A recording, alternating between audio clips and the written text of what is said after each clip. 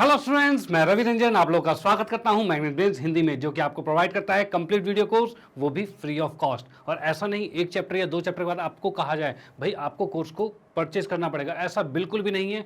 Free मतलब quality content मिलने वाला है, वो भी फ्री ऑफ कॉस्ट। ओके, तो इसी बात के साथ हम स्टार्ट करते हैं चैप्टर को। और हमारा चैप्टर जो चल रहा है समांतर श्रेणी, और हम इसके अभ्यास प्रश्न पे आ चुके हैं छठे पार्ट पे। हम पहले 5 पार्ट को कंप्लीट कर चुके हैं कि भाई इस चैप्टर से किस किस टाइप के क्वेश्चंस बन रहे हैं। तो आज हम आ गए इसके छठे पार्ट पे, और छठे पार्ट की बात करते हैं। तो छठे पार्ट वो भी किस पर चल रहे हैं? एन पदों के योग के, यानी अब हमारा जो पार्ट चल रहा है वो चल रहा है एन पदों के योग के आधार पर क्वेश्चन चल रहे हैं। ठीक है, तो भाई इसको भी देखते हैं भाई किस किस तरह के क्वेश्चन हमारे पास हैं, कैसे कैसे क्वेश्चन हमने छाट छाट के लाए हुए हैं। जो कि बिल्कुल एक चीज़ याद रखना, ये क्वेश्चन जो है बिल्कुल आपके बोर्ड के पॉइंट ऑफ व्यू से हैं कि बोर्ड के एग्जाम के अंदर इस तरह के क्वेश्चन ही पूछे जाते हैं, तभी हमने ये सेलेक्ट कर करके आपके लिए लेके आए हैं। ठीक है, चलो भाई देखते हैं क्वेश्चन में क्या लिखा हुआ है। यदि समांतर श्रेणी 25, 22, 19 एक श्रेणी है, ठीक है, कि कुछ संख्याओं का योगफल, मतलब इसके कुछ संख्याओं का योगफल कितना है? 116 है।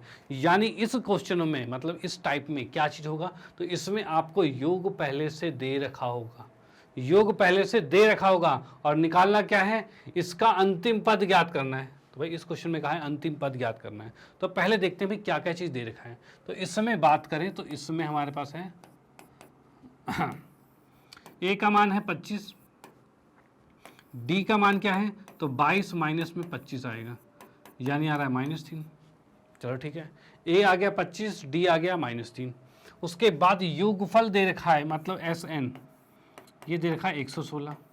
ठीक है, अब हमें अंतिम पद ज्ञात करना है। अंतिम पद ज्ञात करने का मतलब क्या है कि हमें निकालना है ए एन, और ए एन निकालने के लिए हमें पहले एन निकालना पड़ेगा। भाई एन पता हो तभी तो ए एन निकालेंगे, तो पहले हम एन निकालेंगे फिर ए एन निकालेंगे। तो हम किसका यूज़ करेंगे? तो एस एन का यूज़ करेंगे। एस एन का यूज़ कैसे करेंगे? तो एस एन बराबर में होता है एन बटे में 2, 2a प्लस में एन माइनस 1 गुने में डी। चलो भाई ठीक है, अब यहाँ पर जो जो वैल्यूज़ हमें दे रखी है उसको रख देते हैं। तो भाई क्या क्या दे रखा है? तो एस एन हमें दे रखा है 116, एन बटे में 2, 2a दे रखा है 25 प्लस में एन माइनस 1 और गुने में डी। डी कितना दे रखा है? तो डी दे रखा है -3। चलो भाई ठीक है, ये हो गया। इसको अंदर गुना करेंगे, अंदर गुना करते क्या हो जाएगा? 116 बराबर में एन बटे में 2, 25 दूनी 50। भाई 25 दूनी 50 हो गया। -3 को एन से गुना करेंगे तो -3 एन हो जाएगा, और -3 को जब 1 से -1 से गुना करेंगे तो +3 हो जाएगा। ठीक है, इस 2 को उठा के इधर भेज देते हैं, तो इधर भेजते कितना हो जाएगा? 232 हो जाएगा। और यहाँ पर ये एन आ रहा है और ये आ रहा है 53 माइनस में 3 एन आ गया। ठीक है भाई, इसको क्या करेंगे? एन को अंदर गुना करेंगे, गुना करते ही क्या हो जाएगा? ये हो गया हमारा 53n माइनस में 3n का वर्ग बराबर में 232 आ गया। इस पूरे को उठा के इधर ले आते हैं तो हमारे पास क्या आ रहा है?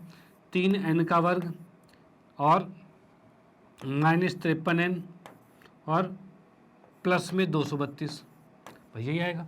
इस चीज़ को उठा के इधर लाए तो माइनस वाला आ जाएगा प्लस, प्लस वाला आ जाएगा माइनस, और ये 232 आ गया, ये आ गया। चलो भाई ठीक है, अब क्या करना पड़ेगा इसमें? तो अब इसमें करेंगे इसका फैक्टर, मतलब गुणनखंड करेंगे इसका। भाई गुणनखंड कैसे होगा? तो गुणनखंड करने के लिए क्या करना पड़ता है? पहले हमें 3 को इससे गुना करना पड़ेगा। 3 को करेंगे 232 से गुना, जितना भी आएगा भाई इसको ऐसे तोड़ना है जिसको गुना करने पे तो ये आए जो 3 के साथ ये गुना आया था, और जोड़ने पर वो आए जो 53 आ रखे। ठीक है, चलो भाई, तो उस अकॉर्डिंग मैं इसको क्या करता हूँ, नेक्स्ट पेज पे लिख लेता हूँ, जो कि हमारे पास है 3n का वर्ग और -53n प्लस में 232 बराबर में 0। ओके, तो इसमें देख लीजिए क्या है, इसमें क्या करना है? 3 को 232 से गुना करेंगे और इसको ऐसे तोड़ना है जो उसके गुना के बराबर होगा। अब बोलोगे सर ये तो बहुत ज़्यादा बड़े नंबर हो जाएंगे, बड़ी मुश्किल हो जाएगी बीच में फाइंड करना। चलो फिर कोई बात नहीं, हम करते हैं द्विघातीय सूत्र के अनुसार कर देते हैं इसको। अब सूत्र क्या था हमारे पास? तो सूत्र में हम निकालते थे भाई n का मान निकलेगा -b plus minus under root में b² -4ac, और बटे में क्या था? 2a। भाई यही था, यही चीज़ थी। इसके अकॉर्डिंग a कितना है? तो a देखेंगे तो a का मान है 3, b का मान है -53 और c का मान है 232।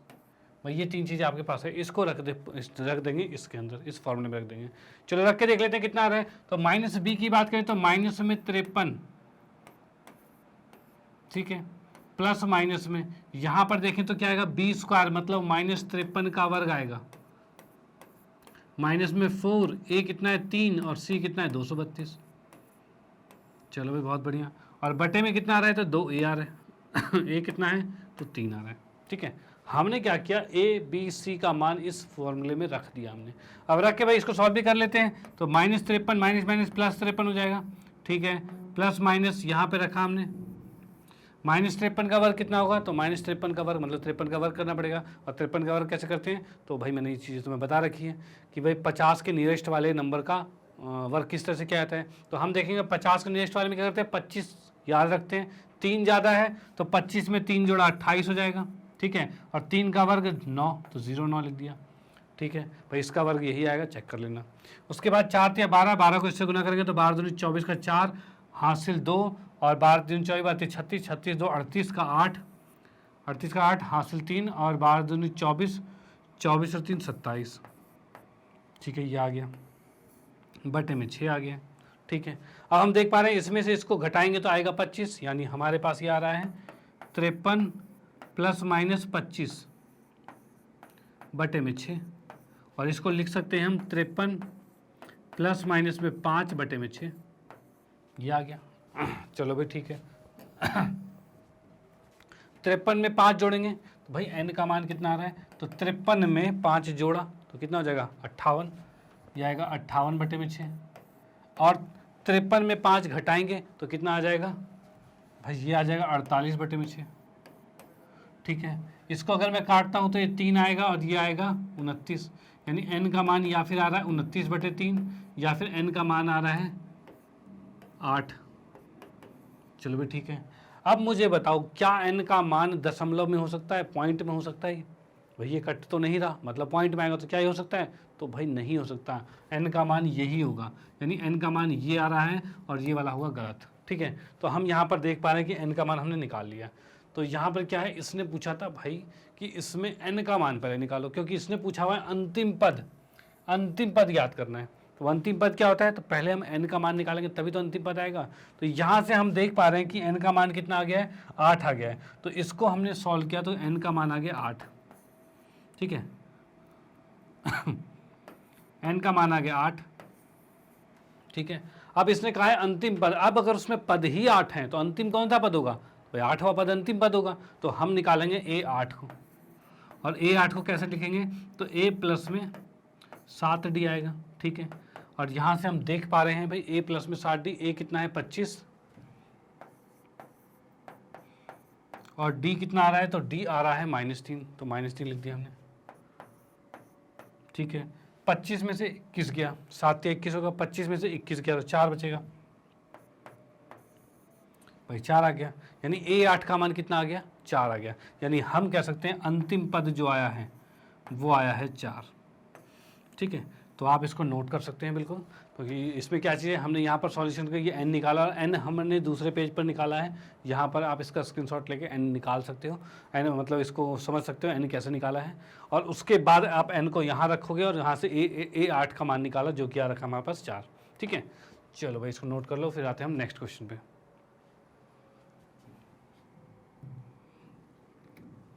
अगला क्वेश्चन में देखा, समांतर श्रेणी के प्रथम पद 2 है, अंतिम पद 50 है, पदों के का योगफल 442 है, इसमें भी पदों का योगफल 442 आपको दे रखा है, ठीक है। श्रेणी का सार्व अंतर ज्ञात कीजिए, भाई सार्व अंतर निकालना है। तो हम इसमें देख सकते हैं भाई क्या क्या दिया है, पहले वो लिख लेते हैं।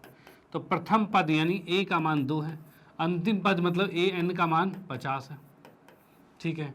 और Sn जो देखा है n पदों का योग, सभी पदों का योग मतलब n पदों का योग 442 है, ठीक है। सार्व अंतर निकालना है मतलब d निकालना है, ठीक है भाई, d निकाल लेंगे, भाई d का मान हमें निकालना है। अब यहाँ से हम देख पा रहे हैं a प्लस an, यहाँ से हम देख पा रहे हैं Sn का फार्मूला लगाएंगे तो Sn का फार्मूला अंतिम पद वाला क्या होता है, तो अंतिम पद वाला होता है n बटे में 2, a प्लस में an होता है, भाई यही होता है, ठीक है। Sn का मान है 442 तो रख दिया हमने 442। बराबर में n बटे में 2 है, n नहीं पता हमें, और a कितना है तो 2 है, और an कितना है 50 है। ठीक है भाई, इस 2 को ऊपर ले आएंगे, ये 50 और 2 52, 52 को नीचे ले आएंगे, मतलब हम लिख सकते हैं यहाँ पे 442 गुने में 2 और बटे में 50 और 2 52, ये n आ गया। ठीक है, अब इसको काटने की कोशिश करते हैं, 2 से इसको काटा तो ये 26 आ गया। ठीक है, अब इसके बाद 2 से और कटेगा तो ये आ जाएगा 13, और ये आ जाएगा 2 2 1 आ जाएगा। ठीक है, 13 के पहाड़े में क्या ही आएगा, यानी n का मान कितना आ रहा है 221 बटे में 13 आ रहा है। ठीक है, 13 के पहाड़ में आएगा तो 13 दाएँ 130 है, और बचा कितना 81 आ रखा है। ठीक है, तो 13 सत्ते 7 21 91 आ रखा है। हाँ 91 आ रखा है, मतलब ये 17 पे जाएगा, इसको हम कह सकते हैं 17 पे ही कट जाएगा। ठीक है, 13 दाएँ 130 और बचा कितना 91, और 13 सत्ते 91 होता है। ठीक है, तो यहाँ पर ये आ गया, तो यहाँ पर हम देख सकते हैं n का मान 17 आ गया। ठीक है भाई, n का मान 17 आ गया, तो यहाँ पर हम देख पा रहे हैं n का मान 17 आ गया, लेकिन हमें निकालना है सार्वंतर। तो सार्वंतर के लिए क्यों हमने n निकाला, तो n इसलिए निकाला क्योंकि an को निकालने के लिए यहाँ पर हमें d निकालने के लिए n का मान होना जरूरी था। ठीक है, जैसे कि मैं लिखूँ भाई an दे रखा है कितना 50, तो an को लिखेंगे a प्लस में n माइनस 1 गुने में d बराबर में 50। अगर हम पहले करते तो a का मान रख देते, लेकिन d और n दो संख्याओं का मान नहीं पता होता, तो भाई एक समीकरण में दो संख्याओं का मान ना पता रहे फिर तो सॉल्यूशन नहीं हो पाएगा। लेकिन अब जो है n का मान आ गया तो n भी आ गया, a भी आ गया, सिर्फ d ही तो निकालना है, तो d को निकाल लेंगे। ठीक है भाई, a को हमने लिखा 2, n की बात करें तो ये 17 माइनस 1 आएगा, और d कितना आ रखा है तो d आ रखा है पता नहीं, d तो निकालना ही है। अब इसको कह सकते हैं 2 प्लस में 16d बराबर में 50 है, 2 को उठा के दूसरी तरफ भेज देंगे तो 16d बराबर में 48 आएगा, और d का मान कितना आ रहा है 16 दूनी 32, 16 तिया 48, मतलब 3 पर कट जाएगा, ये 16 से तिया 48 3 पे कट जाएगा, यानी d का मान 3 आ गया। ठीक है भाई, d का मान 3 आ गया, तो यहाँ पर ये हमारा d का मान भी निकल गया, और यही हमें निकालना था, उससे ये क्वेश्चन हो गया कंप्लीट। चलो भाई ठीक है, इसको आप नोट कर सकते हो, और उसके बाद हम आते हैं नेक्स्ट क्वेश्चन पे।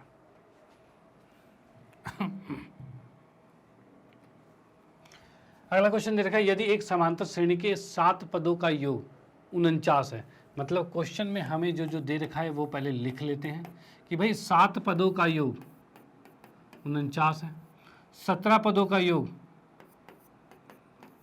289 है। ठीक है, तो इसके n पदों का योग क्या होगा, n निकालना है हमें। भाई ये चीज़ें दो चीज़ दे रखी है, तीसरा हमें निकालना है, तो भाई तीसरे को हम लेते हैं बाद में।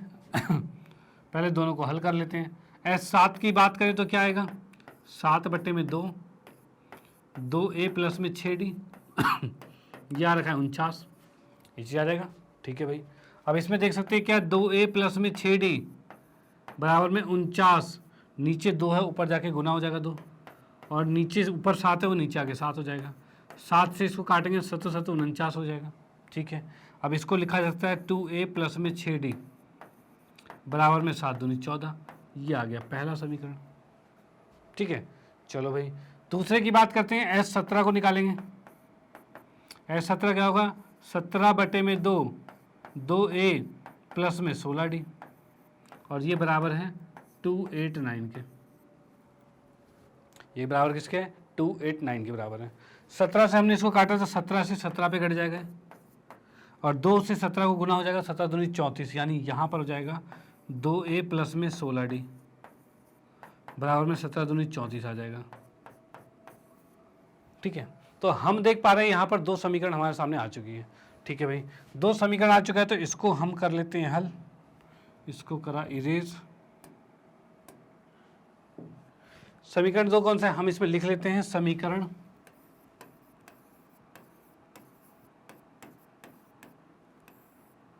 एक तथा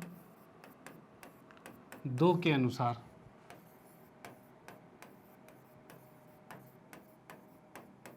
ठीक है भाई, इसमें क्या है समीकरण एक तथा दो के अनुसार, देख लेते हैं क्या चीज़ है। तो इसमें देखेंगे भाई समीकरण एक क्या है हमारे पास, एक और दो में दोनों समीकरण को लिख देते हैं पहले। 2a प्लस में 16d, 2a प्लस में 16d बराबर में 34 है, और दूसरा वाला है हमारे पास 2a प्लस में 6d बराबर में 14 है। 2a प्लस में 6d बराबर में 14 है। चलो भाई ठीक है, तो यही चीज़ हमारे पास थी। तो यहाँ पर आ गया था ये 7 से कट गया, 2 से आ गया, 7 दूनी 14, 2a प्लस में 6d 7 था, 2a प्लस में 16d। ठीक है, बिल्कुल ठीक है।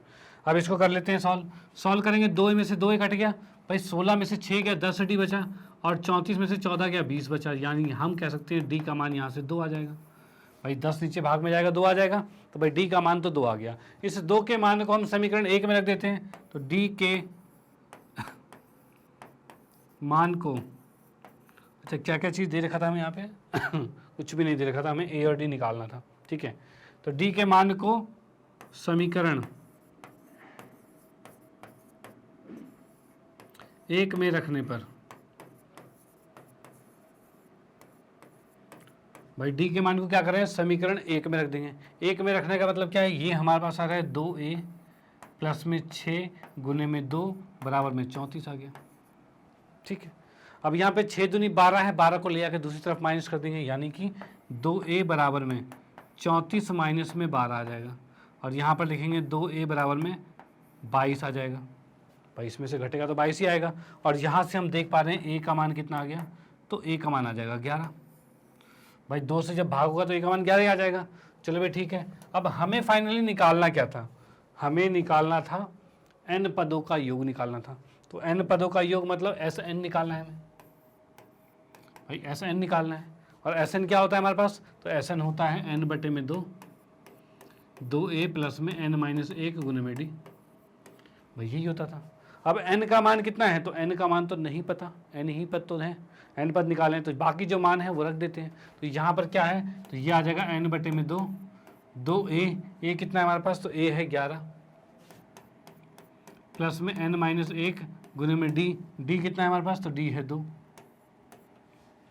ठीक है भाई, अब इसमें हम देख सकते हैं क्या आ रही है, n बटे में 2, 11 दूनी 22 प्लस में 2n माइनस 2, ये आ गया। इसको लिखा जा सकता है n बटे में 2, और यहाँ पर 2 22 में जाएगा तो बचेगा 20, तो बच जाएगा ये 20 बटे में प्लस में 2n।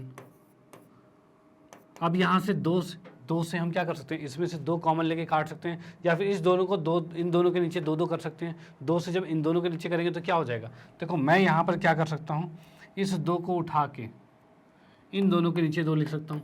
भाई कर सकते हैं, 2 तो अंदर गुना होगा, दोनों के साथ होगा। तो 2 से हमने जब इसको काटा तो 10 आ गया, और ये कट के 1 आ गया। यानी अब हम कह पा रहे हैं एस एन का मान जो है, एस एन का जो मान है वो कितना आ गया है, तो वो आ गया n 10 प्लस में n, ये आ चुके हैं। ठीक है, यानी एस एन हमारा ये आ गया है, और ये आप इसे नोट कर सकते हैं।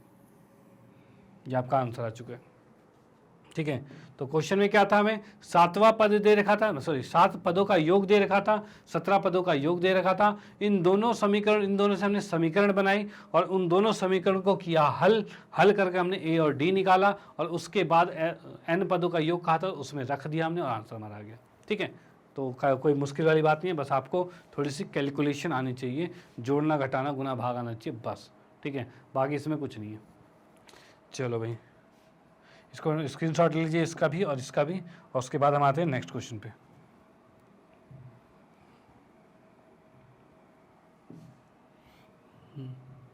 देखिए नेक्स्ट क्वेश्चन में हमारे पास है, नेक्स्ट क्वेश्चन हमारे पास देखा, एक आदमी 10 वर्षों में 16,500 रुपये की बचत करता है।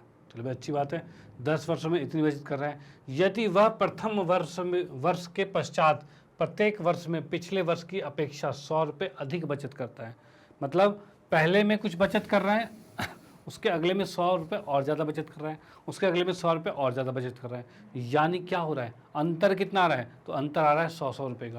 यानी हम कह सकते हैं क्या है, हम कह सकते हैं इसमें 100 क्या आ रहा है, ये आ रहा है डी आपका 100 आ रहा है, क्योंकि इसमें क्या है, सार्व अंतर 100 है, 100 बार बार बढ़ता जा रहा है, मतलब डी कितना आ रहा है, 100 आ रहा है। चलो भाई ठीक है, इसके हल लिख लेता हूँ मैं यहाँ पे, डी का मान 100 आ गया। उसके बाद दे रखा है 100 रुपये अधिक बचत करता है, और 10 वर्षों तक जा रखा है, 10 वर्षों तक चला है, मतलब एन का मान कितना है, 10 है। और ये क्या दे रखा है, ये सबका योग है, सब बचत का योग है, यानी हमें दे रखा है एस एन 16,500। ठीक है भाई, 16,500 क्या आ गया, एस एन आ गया। ठीक है, ये भी आ गया। उसके बाद हमें निकालना है, तो यह ज्ञात कीजिए कि प्रथम वर्ष में कितनी बचत थी, मतलब ए पहला पद ज्ञात करना है। अब पहले पद के लिए इसमें पूरा फॉर्मूला लिखते हैं। तो फॉर्मूला क्या चीज़ आ रहा है हमारे पास, एस एन का क्या होता है, एन बटे में 2, 2a प्लस में n माइनस 1 गुने में d बराबर में 16,500 है। इसी आ गया, ठीक है। अब हमें d का मान पता है, d का मान रख देते हैं, n का मान पता है, n का मान रख देते हैं। चलो भाई रखते, क्या हो जाएगा, n हमारे पास आ रहा है 10 बटे में 2, 2a नहीं पता, n माइनस 1 मतलब 9 आ जाएगा, और d कितना है 100, 16,500, ये आ गया। अब यहाँ हम देख पा रहे हैं 2 से 10 घटा 5, और इस 5 को उठा के हम इसके नीचे ला सकते हैं, तो भाई ले आते हैं। यहाँ बचा 2a और ये बचा 900 बराबर में 16,500 बटे में 5, ठीक है। इस 5 से अगर इसको भाग करते हैं तो कितना आ जाएगा, 5 तिया 15 और 5 तिया 15, 3300 आ गया, ठीक है ना। 5 तिया 15, 5 तिया 15, 33 आ गया, और 2 जीरो है, 2 जीरो लगा दिया। अब हम देख पा रहे हैं 2a का मान कितना होगा, तो 3300 माइनस में 900 आएगा, ठीक है भाई। अब इसमें देख सकते हैं 2a कितना आ जाएगा, तो 2a हमारा आ जाएगा 3300 माइनस में 900 मतलब कि 2400 आएगा, और a का मान कितना आ गया, तो 2400 बटे में 2 आ गया, और इससे काटेंगे तो ये 1200 आएगा। यानी हम कह सकते हैं पहला पद, यानी पहले वर्ष में कितनी बचत थी उसकी, पहले वर्ष में उसकी बचत थी 1200 रुपये।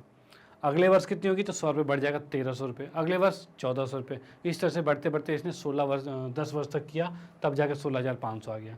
इसी अकॉर्डिंग ही हमने निकाला इसको, जैसा क्वेश्चन में कहा कि भाई डी दिया था, एन दिया था, एस एन दिया था, उस अकॉर्डिंग हमने निकाला, और यहाँ से हम देख पा रहे हैं ए का मान हमने ज्ञात कर लिया है, ठीक है। तो वेरी सिंपल, कोई प्रॉब्लम नहीं है, आप इसको नोट कर सकते हैं। उसके बाद हम आते हैं नेक्स्ट क्वेश्चन पे। ओके, तो फिर इसको हम इरेज करते हैं और आते हैं हम नेक्स्ट क्वेश्चन पे। तो अगला क्वेश्चन हमें देखो क्या दे रखा है, दर्शाइए कि 1 से लेकर 1000 के बीच में 3 से भाज्य सभी विषम संख्याएं। अब देखो मेन चीज क्या कहा है इसने, विषम संख्याएं बीच में घुसा दिया इसने। भाई ये बड़ा इंपॉर्टेंट क्वेश्चन है, बहुत इंपॉर्टेंट। क्या दे रखा है इसने, 1 से 1000 तक 3 से भाज्य सभी विषम संख्याओं का योग ज्ञात करना है। योग हमें ये दे रखा है, अब चेक करना है कि ये है कि नहीं है। अब पहली बात है इसका श्रेणी निकालना। अब देखो यहाँ हम देखेंगे और गलती कर देते हैं कन्फर्म, क्या कि 1 से 1000 3 से भाज्य संख्या कर देंगे बस। यानी हम सोचेंगे भाई 1 से 1000 के बीच में भाज्य संख्या कौन से होते हैं, तो पहला होता है 3, भाई 1 के बाद 3 ही होता है, 3 के बाद आएगा 6, 9, इस तरह से बढ़ते बढ़ते 999 आएगा, भाई यही आएगा। 3 से भाज्य संख्या तो यही होगी, लेकिन इसने कहा है 3 से भाज्य विषम संख्याएं। अब विषम संख्याएं कौन सी है, तो 3 और 9 तो विषम संख्या है, लेकिन 6 विषम संख्या नहीं है। यानी 3 के भाज्य जो होते हैं, जैसे 6 हो गया, 12 भी 3 का भाज्य है, 18 भी 3 का भाज्य है, तो ये क्या है, ये सम संख्या है और उनको नहीं चाहिए। यानी यहाँ पर जब वो कह दे 3 से भाज्य लेकिन विषम संख्या कह दे, मतलब 2 वाला नहीं होना चाहिए, 2 से विभाजित वाला नहीं। यानी क्या होते हैं, जो ऐसी संख्या कौन सी होती है जो 3 से विभाजित होती है और सम भी होती है, तो वो होती है आपकी 3 गुने में 2 यानी 6। जो संख्या 6 से विभाजित होती है, जो संख्या 6 से विभाजित होती है, वो संख्या 3 से भी होती है और सम भी होती है, ठीक है। यानी इसमें जो 6 वाले जो नंबर हैं, यानी 9 के बाद आएगा 12, इस तरह से चलता जाएगा, ठीक है। तो इसमें 6 और 12 को हटा देना है। यानी हमारे पास जो संख्या आ गई है वो आ गई है 3, 9, ठीक है, और फिर 15 आएगा, और इस तरह से बढ़ते बढ़ते बढ़ते बढ़ते 9, 9, 9 तक आएगा, ठीक है। तो हम यहाँ देख पा रहे हैं 3 से भाज्य विषम संख्याओं वाली श्रेणी हमारे पास ये आ गई, ठीक है। चलो भाई ये बहुत इंपॉर्टेंट था, इसको बिल्कुल ध्यान रखना है। उसके बाद हम देख पा रहे हैं, देखो हमारे पास जो श्रेणी आ गई है वो ये वाली श्रेणी आ गई है, ये वाली श्रेणी आ गई। अब इसमें हम देख पा रहे हैं पहला पद कितना है, तो 3 है। डी कितना है, तो डी हम देखेंगे 9 में से 3 गया, 6 बचा, बिल्कुल ठीक है। उसके बाद हम देख पा रहे हैं जो ए एन जो है, एनवा पद है, वो कितना है, 9, 9, 9 है। तो पहला काम करना है, हमें एन ज्ञात करना है। एन कैसे ज्ञात करेंगे, तो ए एन की बात करें तो ये आ रहा है ए प्लस में एन माइनस 1 गुने में डी, ये आ रहा है। ए एन देखेंगे कितना है, तो ये आ रहा है 9, 9, 9 बराबर में ए कितना है, तो 3 है। एन माइनस 1 की बात करें तो एन माइनस 1, एन तो हमें निकालना ही है, तो एन तो रखेंगे भाई, एन माइनस 1 लिख दिया। और डी की बात करें तो ये आ रहा है 6, इसको जब अंदर हमने गुना किया है तो 3 प्लस में 6n माइनस में 6 आ गया, और 3 में से 6 गया तो -3 बचा, और उसको उठा के हम इधर लेके आ जाएंगे। और 3 में से 6 गया, -3 बचा, उसको उठा के इधर लाएंगे तो क्या हो जाएगा, ये आ जाएगा 1002 बराबर में 6n आ गया। और यहाँ से हम कह सकते हैं क्या कि भाई n बराबर कितना होगा, तो n बराबर हो जाएगा 1002 बटे में 6 आ जाएगा। ठीक है भाई, ये आ गया। अब इसको काटने की कोशिश करते हैं भाई, कितना आ रहा है, तो 6 के पहाड़े में क्या ये आता है, तो 6 एकम 6, 4 बचा, 6 पंचे 30, 6 6 36, फिर 4 बचा, 6 से 42, यानी n का मान आ गया 167 आ गया। चलो भाई, n का मान 167 आ गया। अब हमें कहा है इनका योग जो है वो 83,667 है, ये भी चेक कर लेते हैं। तो हमने देखा SN मतलब 167 बराबर में, अब हमें पहला पद और अंतिम पद दे रखा है भाई, पहला पद और अंतिम पद पता है तो वही लगा देते हैं। तो क्या आ जाएगा, ये 167 बटे में 2, पहला पद है 1 और अंतिम पद है 999, पहला पद है 3, सॉरी 1 नहीं है 3 है भाई, पहला पद तो 3 है तो 3 प्लस में 999 कर दिया। ठीक है, अब इसको हम देख पा रहे हैं, ये आ रहा है 167 गुने में ये आ गया 1002 और बटे में 2 आ गया। ठीक है, इसको जब हम 2 से भाग करेंगे तो ये कितना आ जाएगा, 501 आ जाएगा। और 501 को जब मैं इससे गुना करता हूँ तो कितना हो जाएगा ये, तो ये हो सकता है आपका, जैसे कि मैंने 501 है 167 से किया तो 7 एकम 7, इसको तो नॉर्मली कर देते हैं, 500 से पहले गुना कर देते हैं।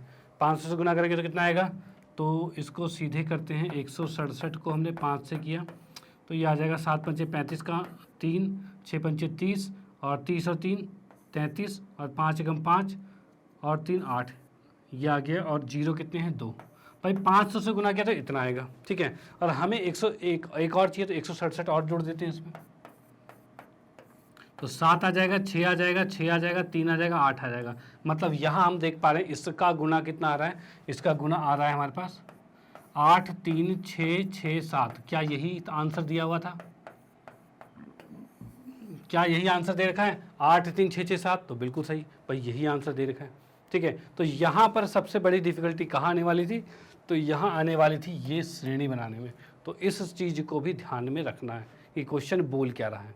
ओके, चलो भाई, इस क्वेश्चन को नोट कर लीजिए। आते हैं फिर हम नेक्स्ट क्वेश्चन पे।